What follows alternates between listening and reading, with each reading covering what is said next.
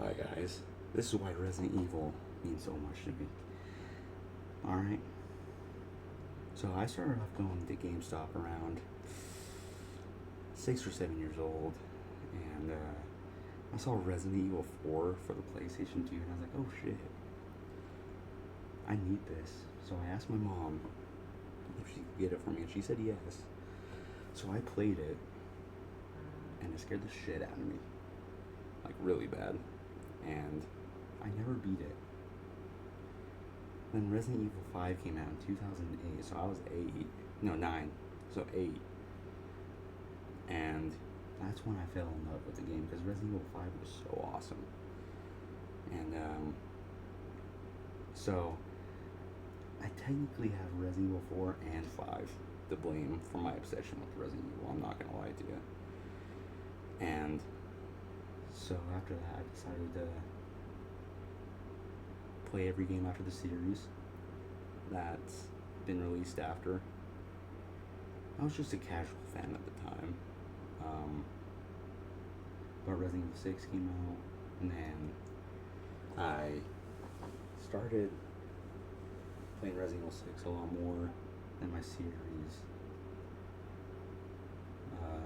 Started becoming more of a love, and I started loving the relationship of the series a lot more. And then I ended up trying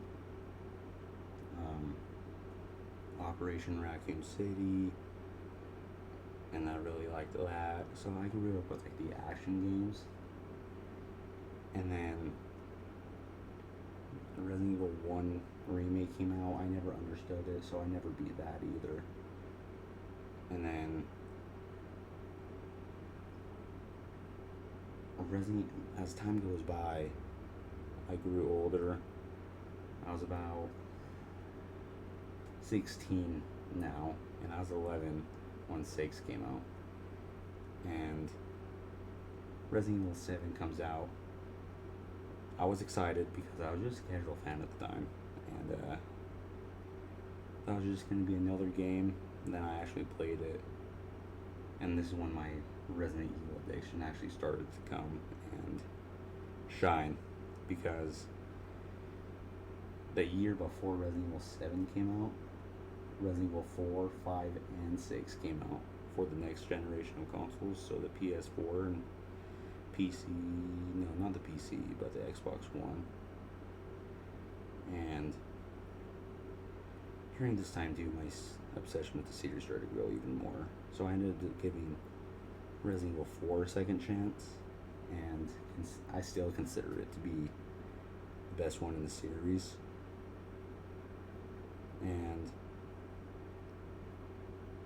I gave it a second chance and absolutely loved it. So with all this coming together, my obsession started to grow. Then around this time, I started to research the lore for the game, play them a lot more. Then I realized that they had a remake for Resident Evil 1 that I totally forgot about, and I still never understood it, so I gave up. Then I was streaming it too, so someone finally decided to come in and teach me the game, get better at it. So now I fully understand it. I kind of know how to speedrun it in a way. So, and I still consider the Resident Evil 1 remake to be awesome. Still one of my favorites. And then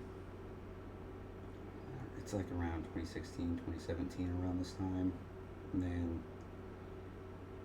this is where I like start becoming like a fanboy.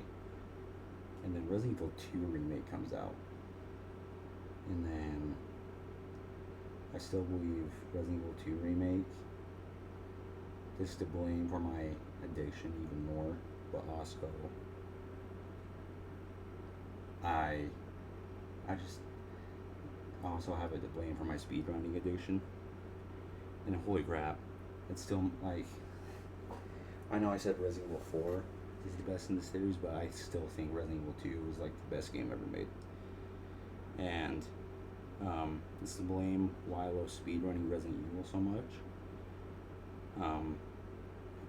And it was my first time experiencing the first two games as remakes because never really tried the original games. And then a year later, Capcom during this time hired a company for them to make Resident Evil 3 remake for them while they were making RE2 remake. And then RE3 remake came out, and I wish during this time I knew about the original trilogy, obviously, and then I tried the original trilogy and I couldn't do it. No, not tried the original trilogy. Resident Evil 3. I loved the remake just because I didn't play the original, but after playing some of the original, I understand what it is that of why the original trilogy is loved, and I still haven't beaten the original trilogy, but I understand why people love the original trilogy, and the remakes are still fun, but the originals are fun too. It's still a fun game, but it didn't catch my interest as much as the second game. Then 1 year later after that, a Village comes out, and Resident Evil Village came out. It was my speedrunning game for like the longest time, to the point I was beating it like 5+ times a day. And I felt like I had to be the best at speedrunning during this time, but no one will be better than Lady D, though. Let me tell you, I'd let her step on me, honestly. And then a couple years later, we did end up being probably the closest to being the best game ever made, and it's Resident Evil 4 Remake, which in my opinion is the second. Like Resident Evil 2 Remake and 4 Remake are still like the best Resident Evil games in my opinion. And it's saying something because Resident Evil 4 is also up there. Like, I consider Resident Evil 4 to be a 10 out of 10, and Resident Evil 4 Remake is 11 out of 10. Until this day, I still play Resident Evil because it did change my life for the better. They keep me busy. The stories they tell and shit are amazing. And it made my friendships a lot stronger because they did know, like, they knew how passionate I was about the series. And I'm happy I made it this far. I could play the original trilogy and Code Veronica. I did play Code Veronica too. The series definitely taught me how to survive the zombie apocalypse, that's for sure. But also spend money on collecting for Resident Evil stuff. So I have a lot of money spent into the series, and it's pretty bad. It's a lot of stuff. I have statues. I have the keys.